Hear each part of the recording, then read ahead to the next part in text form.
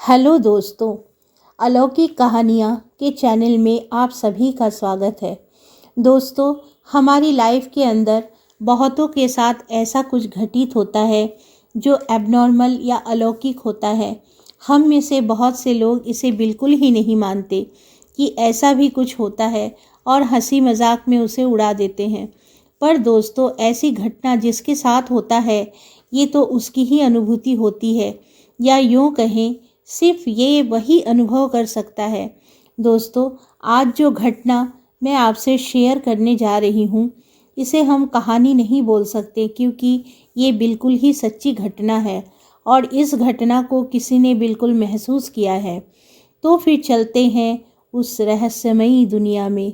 इस घटना को 4 साल हुए हैं।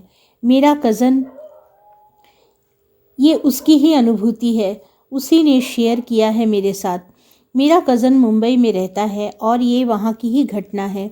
वो जॉब करता था नाइट शिफ्ट का, किसी होटल में मैनेजर का काम करता था। दोपहर को 12 के आसपास जाता और देर रात 1-2 बजे तक ही लौटता। जहाँ वो रहता था फ्लैट तो था, पर चॉल सिस्टम का था, जहाँ लाइन से बहुत सारे घर होते थे।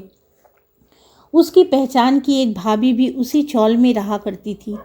एक दिन वो भाभी ने मेरे कज़न को ऐसे ही बातों बातों में पूछा, जब तुम रात को वापस आते हो तुम्हें कुछ ऐसा अलग सा लगता है या तुमने किसी को देखा है? तो मेरे कज़न ने कहा, नहीं तो ऐसा कुछ तो मैंने महसूस नहीं किया। मैंने क्या कुछ ऐसा क्या?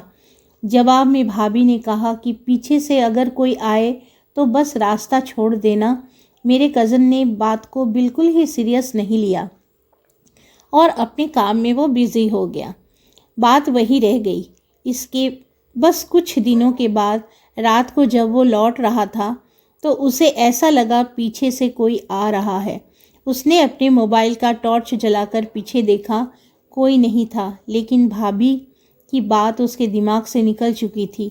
तो उसने पीछे जो भी था उसको रास्ता नहीं दिया और अपनी धुन में रूम के अंदर जाकर लॉक करके सोने की तैयारी करने लगा। थकावट की वजह से और थोड़ा सा डर तो था ही, सोने की कोशिश कर रहा था कि दरवाजे को किसी ने ज़ोर ज़ोर से धक्का मारा। ये सिलसिला 2-4 मिनट तक चला, फिर शांत हो गया। मेरे कज़न को बहुत डर लगने लगा और तभी उसके दिमाग में भाभी की बातें घूमने लगी। इतने में फिर से दरवाजे पर धक्का मारने की आवाज़ आई। फिर से थोड़ी देर बाद सब शांत। डर से मेरे कज़न की नींद उड़ गई। चॉल के सभी लोग आराम से सो रहे थे। घंटे भर बाद ऐसा लगा उस बिल्डिंग के नीचे कोई झाड़ू मार रहा है। मेरे कज़न ने हिम्मत करके खिड़की से बाहर झांककर देखा, एक औरत सफ़ेद साड़ी में सर नीचे करके हाथ में झाड़ू लिए सफाई कर रही है। मेरे कज़न पूरी रात जागकर डर से काटी वो भयानक रात। सुबह जब उसने आसपास के लोगों से बात की तो पता चला कोई झाड़ू वाली ने बिल्डिंग से कूदकर सुसाइड किया था।